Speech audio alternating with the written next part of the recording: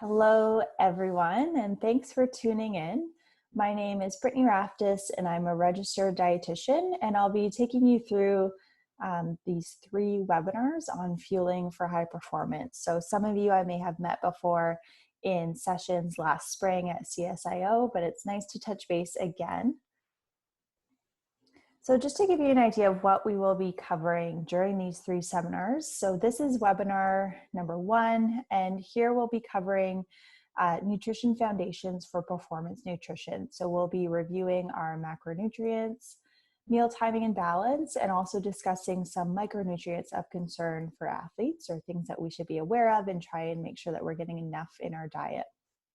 Webinar 2, we will do a deep dive into pre and post-workout nutrition, so looking at how to best fuel for training and properly recover after training. And in webinar 3, we're going to tie everything together with a bit of a practical session. So we'll be looking at how to build a better smoothie. So just to do a quick review of our macronutrients, I know that we have a pretty advanced group here, but I just want to make sure that we're all on the same page here and have this kind of basic foundation understanding. So starting with carbohydrates, carbs, as we know, are our body's main source of fuel and our body's only source of fuel once we kick into a high intensity activity. So if we're doing any type of sprint, max weight, or all-out effort, we're using carbs to drive this activity. Carbs are also the main source of fuel for our brain, so can help with supporting mental focus. If you've ever gone too long without eating, you might find that you get a headache or are a bit lightheaded. That can be a sign that your brain is lacking energy, so I'm sure a lot of us have experienced this before. And in terms of digestion, carbs come in all different forms, from straight sugar in juice to starchy sources of carbs like breads, pasta, to high fiber foods like beans, lentils, or bran cereal. These different forms of carbohydrate digest at different speeds, just depending on the fiber content and the complexity of the carb source. Some very quick, providing a fast, almost immediate source of energy, and some a little bit slower. But we'll talk more in detail about this in webinar 2 when we focus on pre and post-workout eating. Protein, we of course get calories from protein, but we don't actually use protein for energy for training, except for in scenarios of underfueling. This is why it's so important to make sure we get enough fuel from carbohydrates to burn during training, because if we don't have those energy stores built up, when we're doing high intensity training, our body will turn to protein for energy. And the only way that we store protein in the body is in the form of muscle. So we start to break down muscle to sustain our activity. Now, this is a worst case scenario. We, of course, do not want to be burning muscle as energy, and something that we definitely want to avoid and certainly can avoid with proper fueling. Protein is, of course, important for muscle maintenance, strength, and recovery, as protein is really the building block of our muscles and what our muscles are made of. It's also slower to digest, so we'll discuss this further and the implications in webinar 2. Lastly, we have fat. So as an energy source, fats are a very inefficient fuel source, and they take a lot longer for our body to break down to be able to burn as energy compared to carbohydrates. So for this reason, we don't really tend to rely on fats as an energy source during high intensity activity or training, because they're simply too complex to break down. When we're in an intense training session, our body has a really high demand for a lot of energy quickly, and fats just simply can't be broken down fast enough to be able to be used for energy in that scenario. Because it's a less efficient fuel source, it can only be used when we're not expending a lot of energy. So for low intensity work like a walk or a slow run or a jog for a very trained person, but once that run turns into high intensity effort, say at the end of a long run when you're working harder to maintain, again, our body will switch to using carbohydrate as fuel. Because fats aren't a major fuel source for training, we don't tend to focus on fat a whole lot as a priority for performance nutrition. However, I do want to note that fats are certainly important for overall health. They keep our brain and eyes healthy, for example, And they're essential to absorb fat-soluble vitamins. So vitamins A, vitamin D, E, and K. We need fats in our meals and snacks to be able to absorb these vitamins. Also, getting good sources of fat in our diet can help to reduce inflammation and generally help with recovery from intense training, which we'll talk a little bit more about later. Digestively speaking, fats are slowest to digest. So we do need to be strategic with how much we have surrounding our training. So in that pre and post workout period of time, which again, we'll be talking more about in webinar 2. So moving on now to eating during the day. So we're going to talk a little bit about how our meal routine can help with our energy levels and ultimately our performance. So here we're going to look at the effects on our blood sugar based on what we eat throughout the day and our timing of meals throughout the day. Now, just as a review, so anything that we eat with carbohydrates, whether it's fruit, bread, pasta, rice, juice, granola bars, all of those foods that have carbohydrates will digest and break down into small sugars. That sugar gets absorbed into our blood sugars or into our bloodstream as blood sugars and are then taken to whichever tissues or parts of our body is in need for energy. So we're looking at our blood sugar levels here with this red line based on what and when we eat. But the way that we really feel this is through our physical energy. So when our blood sugars are lower, we'll feel kind of lower energy. So in this scenario, we wake up at 7 a.m. here at the start. We can see that after that overnight fast, our energy levels or blood sugar levels are a little bit low. At this point, maybe we're not a breakfast person, so we don't have anything to eat. But by 10 a.m., we're starting to feel hungry. So that hunger signal is kicking in. We're tired, we're hungry, low mood, poor focus and concentration. We have a granola bar, which is a carbohydrate-focused snack that gives us kind of this short-term burst of energy, but there isn't really anything there to help to sustain that energy. So we get that spike and dip in energy levels. By about noon, we have a sandwich, so a little bit more of a balanced meal, which gives us more of a gradual rise and fall in energy levels. And then whatever happens for whatever reason between noon and 7 p.m., we forget to eat or we get busy. We don't have anything to eat in that 7-hour gap. And for this reason, energy levels or blood sugar levels drop even lower. And at this point, we are probably feeling tired, again, lightheaded and starving. So at this point, we have a big dinner because we're very hungry.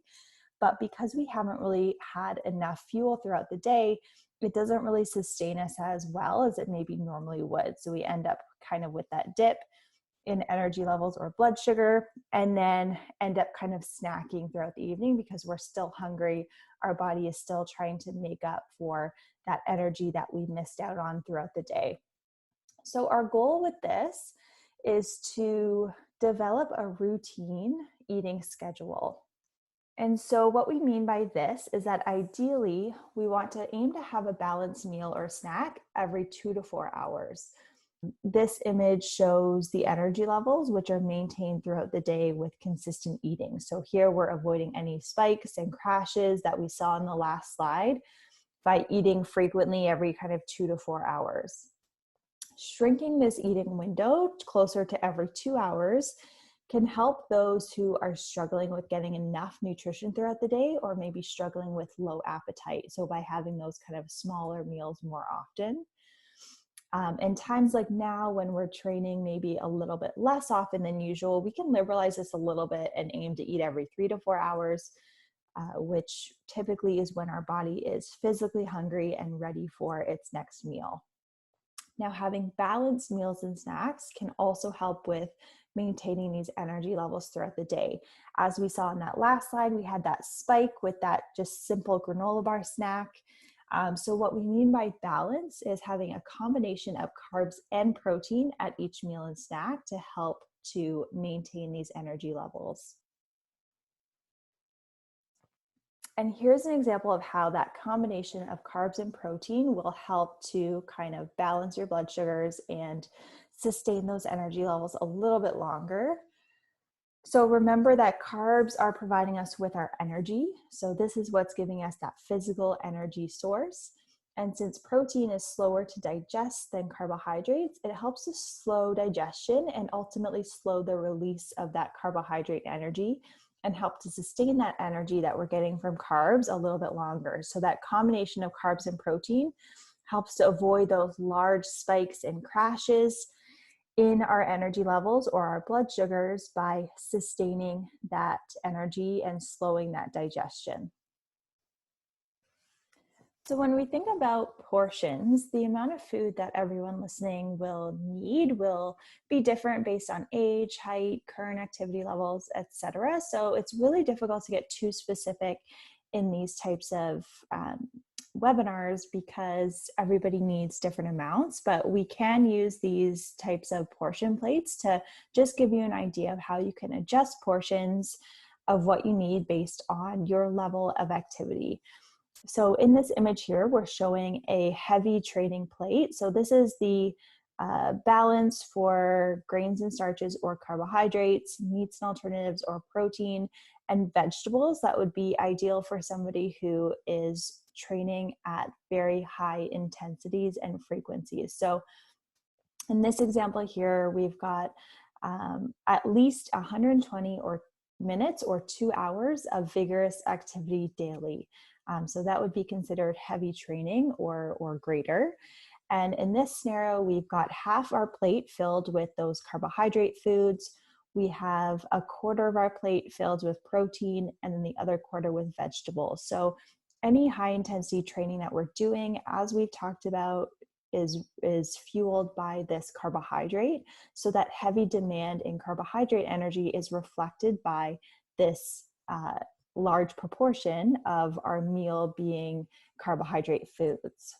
As this changes to more moderate training, so here we're in a scenario if we are training for 1 hour to 2 hours of moderate to vigorous activity. So either less duration of training or less intensity. In this scenario, we can see that as our training level gets lighter, the proportion of carbohydrate foods gets smaller. So now we're having about a third of our plate filled with grains and starches, and we've replaced that extra energy with more vegetables. So more of those kind of high fiber, nutrient dense foods to help to fill us up when we're reducing that portion of grains and starches. What we'll notice here too is that the meat and alternative section or the protein section doesn't change. So your protein needs do not alter based on your activity level. As we've talked about, your training and the intensity of your training is what will dictate how much of that energy you need throughout the day, which will be coming from these carbohydrates. So that's what we're really looking at adjusting based on our amount and intensity of training. The protein foods stay the same, and then the vegetables get larger as we need less of that carbohydrate energy. And I just have an example schedule here to kind of highlight how we can kind of use these plates or use this balance to adjust what we eat based on our training needs. So here we've got just an example of a weekday schedule. So we've got 2 hours of training that includes some running and strength and conditioning on Monday, Wednesday. And then we've just got kind of 1 hour running sessions or more Tuesday, Thursday, Friday. So in this scenario, this is kind of high intensity training. We're doing 1 to 2 hours of intense work daily, which is capacity work. So this is carb demanding work. So here we can see that we can kind of adjust our portion. So having that heavy training plate fueling up for our 2+ hour sessions on Monday, Wednesday. Tuesday, Thursday, Friday are kind of more of that moderate days. So we can adjust our plate to reflect that moderate plate a little bit more here and kind of reduce that proportion of carbohydrate, increase those vegetables there. So just to give you kind of a visual of how these plates can be used as tools to help to adjust our portions of energy or carbohydrate in our meals as our energy or carbohydrate needs will fluctuate based on our training. And then I also want to highlight here in times of light training. So maybe in the current time, of course, where we're not training as much. Light training is reflected as 60 minutes or 1 hour or less of moderate activity. So our intensity has reduced and the amount of activity has reduced. So this would be from zero activity up to an hour of moderate activity a day.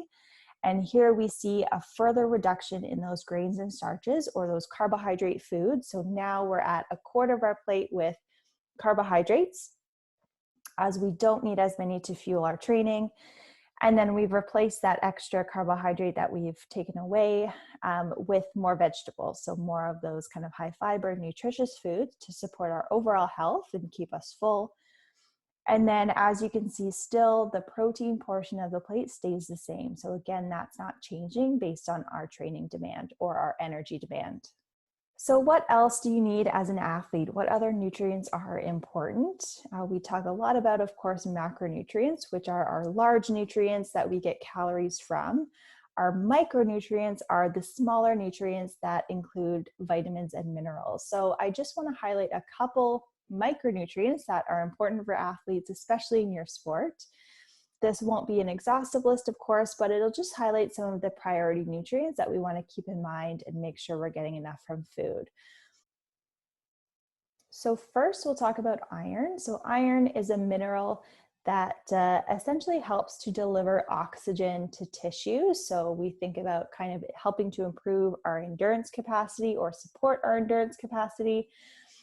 Highest risk athletes for iron deficiency are female athletes, and this is due to menstruation. Females are just generally at a higher risk of having low iron due to those monthly losses. But both male and females are at risk of iron deficiency, especially when we're looking at the next 2 points here. So long distance runners are at a higher risk of iron deficiency. And this is for a couple of reasons. So first, long distance or endurance-based athletes have higher needs with increased oxygen delivery to their muscles during those endurance activities. They also have higher losses of iron from foot strikes. So just that activity of your feet striking the pavement as you run can actually break down blood cells and cause increased losses of iron. And lastly, vegetarian athletes are generally at an increased risk of iron deficiency because it can be a little bit more difficult to make sure we're meeting our iron needs when we're avoiding animal products, but certainly not impossible to meet our needs. So there are two types of iron in our diet, and there are two kind of categories of sources that go along with it. So heme iron on the left side is the iron that we get from animal sources. Traditionally, we think of red meats as being rich sources of iron, which they certainly are. Also organ meats, which aren't as commonly consumed. Chicken, especially dark meat or other dark meat poultry, is a source of iron. And there is some iron too in some fish sources like tuna, trout, mackerel, just not quite as high. The iron that we get from these animal sources is easy to absorb for our body. There are plant-based sources of iron as well, but these are considered to be non-heme iron. So these are sources like cooked spinach, edamame, or other soy products, cereal that's fortified, instant oatmeal, beans and lentils, tofu, pumpkin seeds, snow peas, asparagus, pasta, especially chickpea pasta is a great source, or hemp seeds.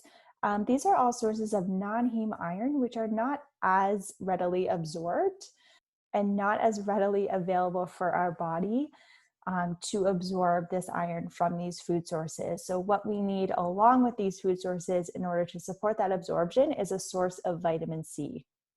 So vitamin C we traditionally get from our fruits and vegetables, citrus fruit, things like kiwi, strawberries, bell peppers. Those are all great sources of vitamin C. So you just want to make sure that you're pairing a source of vitamin C with your non-heme iron in order to support the absorption.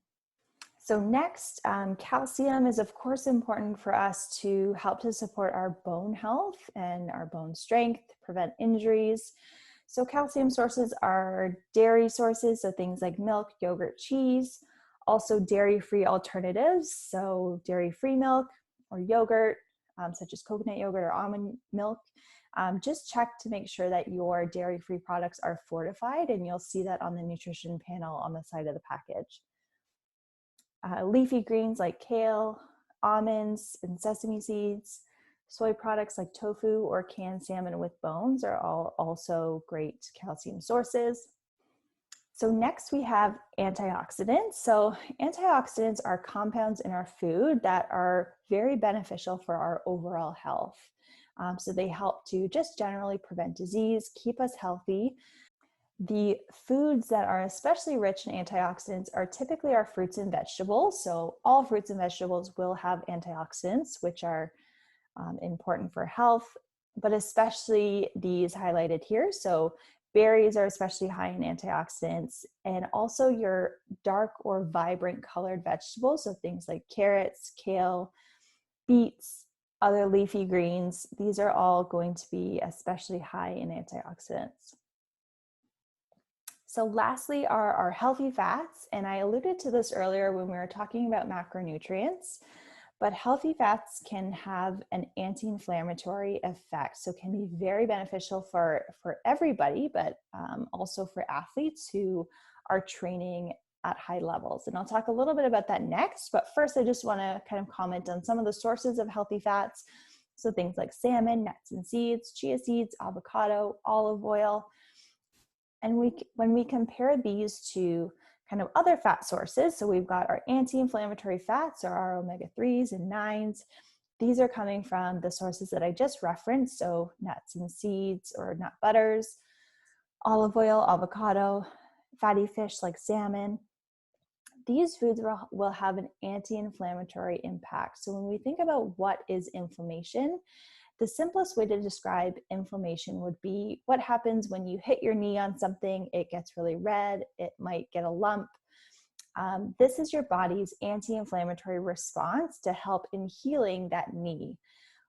When we're training at really, really high intensities and high frequencies, part of that recovery and healing process is a little bit of inflammation that happens throughout our muscles and throughout our body. And this is a totally normal and healthy response to that training load to help in recovery. Now, there are certain foods that help to reduce that inflammation and help to kind of speed up or help support this recovery process. And those are these anti-inflammatory fats that we see here on the slide. On the other hand, there are foods that are more pro-inflammatory and will kind of hinder that recovery process and kind of delay that recovery process by keeping that inflammation in your body a little bit longer. So these are foods that are more processed fat sources, so things like deep fried foods, French fries, chicken wings, pastries and things like that, butters, restaurant foods like pizzas. Not to say that we can't ever enjoy a cookie ever again, but just keep in mind when you're in a mode or a time of very high intensity training, we do want to be a little bit more strategic with how these foods kind of fit into our routine. So lastly, I just want to talk about the importance of hydration for performance. So being hydrated means that we have enough water, enough fluid on board for our body to function as it should. And dehydration is the #1 cause of fatigue during activity. So it's what we drink and how much we drink, and being hydrated is just as important as the food that we eat. When we're dehydrated, it makes us feel tired, makes our heart work harder. It causes our body to use up those stored energy stores faster. So we use our energy less efficiently. Also, it makes it harder to focus. If we've ever been in a state where we are dehydrated, we're feeling dizzy, we're feeling headachy. So that certainly can be a symptom of dehydration as well, which again is going to impact performance. We have a couple numbers here, percentages. So 2% is the level of dehydration which starts to impact performance. So that's a very subtle level of dehydration. In this state, we would not, feel lightheaded. We wouldn't be feeling those symptoms that we traditionally associate with dehydration. we could very well be walking around 2% dehydrated and not really notice, but this is the level that starts to impact our performance. And 3% is the level of dehydration that causes us to sense thirst. So when, I'm sure you've heard before that if you wait to drink until you're thirsty, you're already dehydrated. And that's very true in this case, especially when we're considering the impact of performance. So we do want to be proactive with our hydration and have a good hydration routine. The bottom stat there, performance decreases by 10% when you're dehydrated. So this can be pretty significant. If we think about the simple reference of a 10-second sprint, that would be 1 second slower in that sprint. So this can definitely be a significant response. And again, we're not talking severe dehydration to have this impact. So here are some general tips to stay hydrated and to start your training sessions hydrated. So drink fluid generally when you wake up, throughout the day, and with meals. Always have a water bottle with you at all times. If it's in sight, you're more likely to drink it. Before training, assuming that we're kind of drinking fluid regularly each day, generally having 1.5 to 3 cups of fluid in that pre-training period of time can help to kind of establish that hydration. If you're starting out your training hydrated, then having a sip of water every 15 minutes or so, as you can with your training schedule, can help to maintain hydration.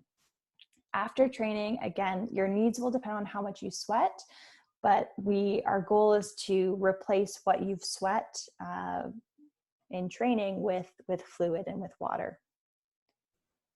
Okay, so that concludes our webinar number 1. So just a quick summary here of what we talked about and some of the key points to keep in mind moving forward. We want to make sure that we're consuming enough carbohydrate to meet your training demand. So referencing those plates and those carb proportions based on your training load. We want to include carbs and protein at each meal and snack to help to sustain our energy longer. We want to aim to have a meal or snack every 2 to 4 hours to help balance our energy and blood sugar levels throughout the day. And of course, we want to include a variety of fruits, vegetables, protein, healthy fats, and whole grains to help to meet our nutrient needs. So kind of thinking outside of our macronutrients and consuming a variety of foods to help meet those micronutrient needs. And of course, don't forget about hydration. Keep a water bottle with you at all times so that you constantly have that fluid source to take sips throughout the day.